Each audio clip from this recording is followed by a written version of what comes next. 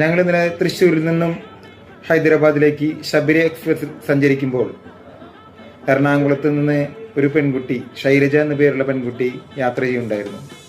എൻ്റെ തൊട്ടരികിലിരുന്ന സീറ്റിലിരുന്ന പെൺകുട്ടിയുടെ mobile phone ഇന്നലെ കളവ് പോയി. കാരണം വിൻഡോരടുത്ത് ഇരുന്ന പെൺകുട്ടി ജനല അടയ്ക്കാൻ മറക്കുകയോ മറ്റൊന്ന് ചെയ്തു. ഞാനാണെങ്കിൽ എൻ്റെ ഫോണിൻ്റെ ചാർജൊക്കെ കഴിഞ്ഞ് നേരെ മുകളിൽ കയറി ഉറക്കത്തിലേക്ക് വഴുതി വീണ ഞാൻ എന്നെ തട്ടി ഉണർത്തുന്നത് ശൈലജയുടെ കൈകളാണ്. ഞാൻ പെട്ടെന്ന് തിരിഞ്ഞ് മുകളിൽ നിന്ന് താഴേക്ക് നോക്കിയപ്പോൾ പറഞ്ഞു ശൈലജയുടെ ഫോൺ കാണാനില്ല എന്ന് പറഞ്ഞു. അപ്പോൾ തന്നെ ഞാൻ എൻ്റെ സുഹൃത്തുക്കളെ വിളിച്ച് മറ്റു യാത്രക്കാരെ വിളിച്ചിട്ട് ഈ കുട്ടിയുടെ ഫോൺ കാണാനില്ല എന്ന് പറഞ്ഞിട്ട് നമ്മൾ റെയിൽവേയുടെ പോലീസുമായി കോൺടാക്ട് ചെയ്യാനായിട്ട് TTRമായി കോൺടാക്ട് ചെയ്യാനായിട്ട് ശ്രമിച്ചു.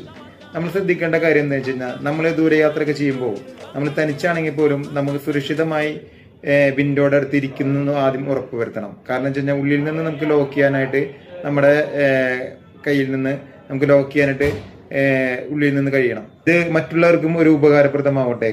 തിരക്കുള്ള യാത്രകളിൽ എല്ലാം പണമടങ്ങിയ ബാഗും മൊബൈൽ ഫോണുകളും എല്ലാം നമ്മൾ നമ്മുടെ സ്വന്തം ഉത്തരവാദിത്വത്തിൽ സൂക്ഷിക്കാനായിട്ട് കടപ്പെട്ടിരിക്കുന്നു.